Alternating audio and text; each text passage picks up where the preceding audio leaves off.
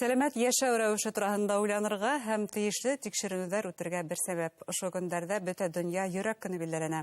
Һаумыһығыҙ, эфирда интервью, студияла Гөлсемә Эштанова. Программабыҙҙың ҡунағы Республика кардиология үҙәге табип-кардиологы Люция Ғәзизова. Һаумыһығыҙ. Хәйерле көн. Люция Юлаевна, һуңғы ваҡытта йөрәк ҡан тамырҙары системаһы сирҙәре йәшәрә тиҙәр. Был ысынлап та шулаймы? Эйе, был ысынлап та шулай. Бөгөнгө көндә беҙ йөрәк ҡан тамырҙары ауырыуҙарының йәшәргәнен күрһәтәбеҙ. 10-15 йыл элек, мәсәлән, инфаркт миокарды күберәге өлкәнерәк йәштәге кешеләрҙә осрай ине. Ул 60 йәштән алып һәм юғары кешеләрҙә. Хәҙерге көндә ишемия ауырыуҙары һәм ғөмүмән әйткәндә бөтә йөрәк ҡан тамырҙары ауырыуҙары йәшерәк кешеләрҙә лә осрай. Бының сәбәбе нимәлә һуң? Тағы ла коронавирусты ғәйепләйбеҙме? Беренсенән, ул хәүеф факторҙарынан тора. Сөнки бөгөнгө көндә хәүеф факторҙары иң мөһим роль уйнай йөрәк ҡан тамырҙары ауырыуҙарының башланыуында. Ғөмүмән әйткәндә инде ул йөрәк ҡан тамырҙары ауырыуҙарына ғына түгел, хәүеф факторлары бөтә ауырыуҙарға ла бәйле. Шуға күрә иң беренсе йөрәк ҡан тамырҙарының булып китеүе һәм уның статистикаһы буйынса күбәйеүе хәүеф факторларынан тора. Ниндәй хәүеф факторлар һуң улар? Улар ике төркөмгә бүленә. Ғөмүмән әйткәндә, беренсенән хәүеф факторларына кеше үҙе лә үҙгәртә ала торған, икенсе төрлө әйткәндә ул модификацияға бирелә торған хәүеф факторлары тәмәке тартыу. Һәр бер кеше үҙе лә бик һәйбәт аңлай тәмәке тартыуҙың ниндәй зыяны булғанын.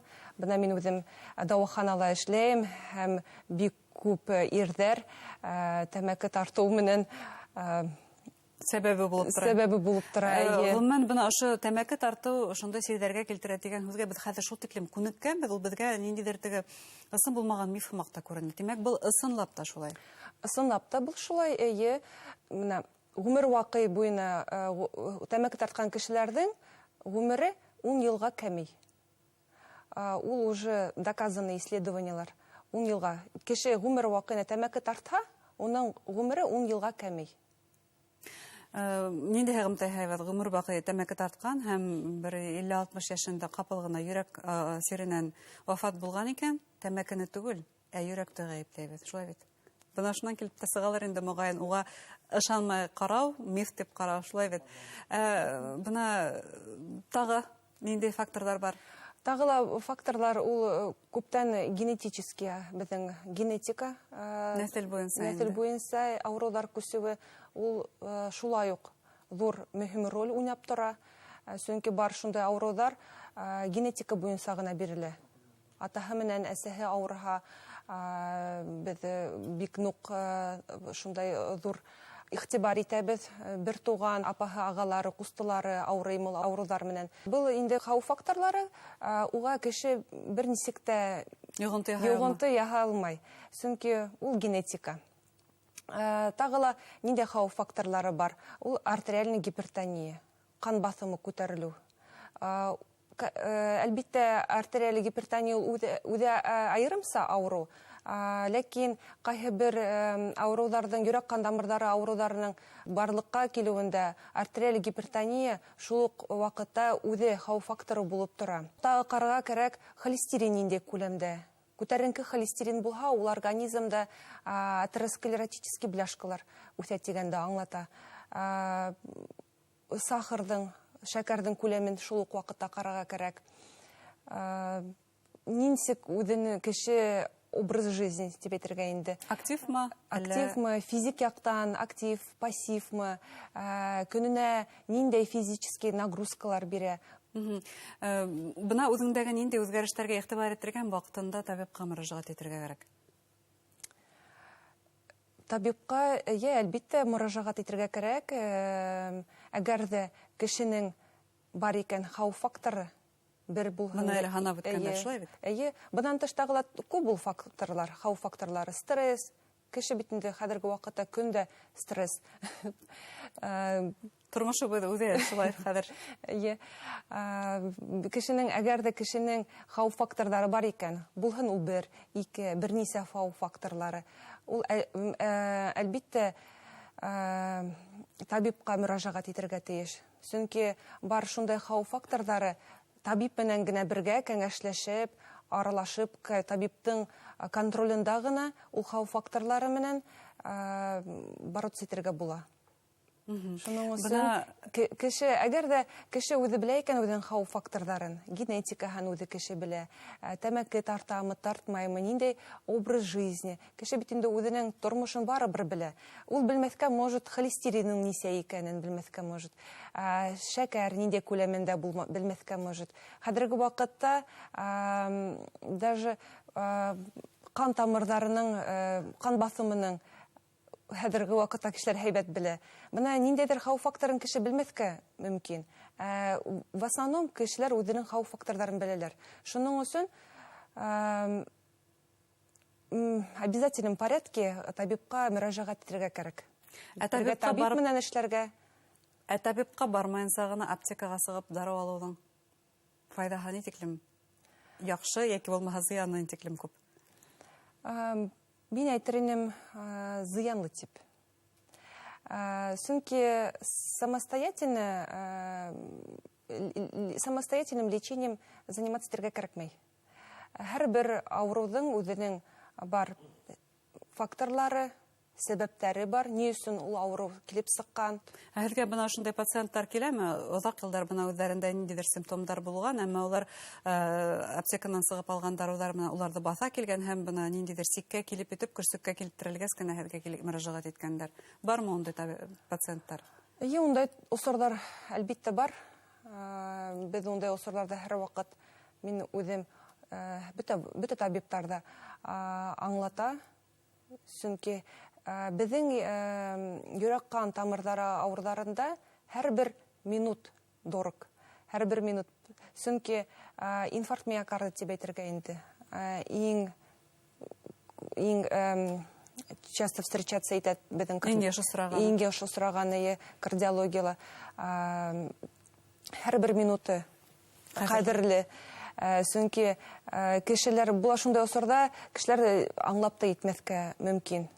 Бұл осырда бик кәрәк якында булһын дөрес ориентироваться иткән кеше, дөрес ярдәм итә алган кеше. Шуның өчен кеше үзе дөрес аңламаска мөмкин. Үземә ни булганда аңламаска мөмкин дә. Шул ук вакытта кеше клинический дип әйтергә инде русалап әйткәндә икенче төрле булырга мөмкин авыру әзрәк. Икенче төрле, шуның өчен китапта язылган гына күк түгел, или интернетта язылган, или газетта укыган, или же безнең күп пациентлар үзенең күршеләрендә ориентироваться итәләр. Шуның өчен иң тәүдә әлбиттә табибка мөрәҗәгать итәргә кирәк. Русалевна, бына табибка мөрәҗәгать иттеләр, килделәр, тикшеренделәр. Табиб бүтән булган тиешле препаратларны һәм давалау бына солын язып бирде. Бына берничә көн үткәнсә даруды әсәләр дә һуннан имешләйбез. Туктайбыз, чөнки безгә еңелләргә булып китте. Бына буның зыяны ни тиклем зур. Был шулай ук дөрес түгел, чөнки безнең йөрәк кан тамырлары авырулары ул хроник авырулар. Ул булһын артериальный гипертония, ул булһын ишемия авырулары, ул булһын башка төрле авырулар. Улар бөтә авырулар да гомумән әйткәндә икенче төрле авыруларга килтерә. Шуның өчен һәр вакыт постоянно көндә даруларны эсеп торырга кирәк. Менә мәсәлән әйткәндә артериальный гипертония кешенең кан басымы күтәренке, табиб даруларды назначать итә. Кеше исә баштай даруларды, бер азманнан һуң күзәтелә ниндәй ситуация. Кешенең кан басымы 120-гә һикән, кеше үзен һәйбәт чувствует, и бер азманнан таблеткаларды эседе туктата. Шуннан тагыла бер азна үткәс, кешенеке давлениеһы күтәрелә. Был бигрәк тә дөрес түгел. Чөнки артериаль гипертонияның үзенең осложнениялары була. Мәсәлән, инсульт булырга может.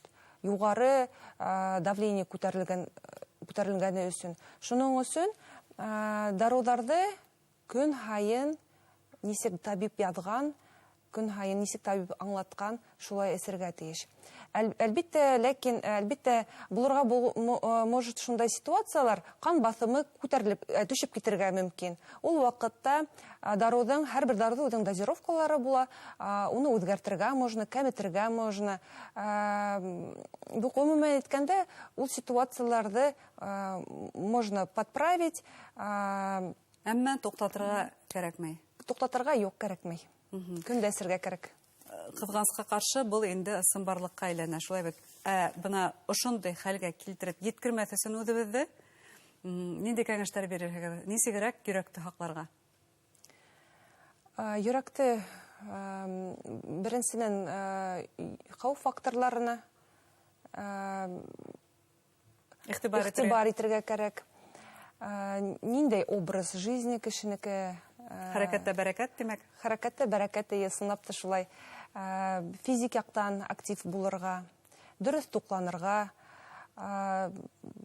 Шул ук вакытта күп авыруларның булып китүе тора кешенең шулай ук ниндәй эштә булуы, эшләвеннән, конечно. Стрессовые ситуациялардан тоже зависит итә. Гомумән әйткәндә, иң беренчедән хәүф факторларына игътибар итәргә кирәк. Икенчедән, безнең бар шундай комплекс мероприятий дип әйтергә инде, ул диспансеризация. Или эштә үткәрелә торган, ел һайын һәрбер предприятиелар, һәрбер организациялар ел һайын үткәрелә торган медицина осмотры бар. Медицина осмотрын кеше берничә тә үтмәйсә калырга не может. Диспансеризацияны кайбердә кешеләр ниндидер сәбәпләре буенча үтмәскәле могут. Шуның өчен диспансеризациягә шулай ук зур роль. Бер һүз әйткәнгә, үзеңә игътибарлы булырга, һаулыгыңа хаксыз булырга һәм табибларга вакытында мөрәҗәгать итәргә. Шулай бит. Рәхмәт сезгә әңгәмәгез һәм кәңәшләрегез өчен. Хөрмәтле тамашачылар, безнең студияла Республика кардиология үзәгенең табиб-кардиологы Люция Газизова үзенең кәңәшләре белән уртаклашты. Сау сәламәт булыгыз.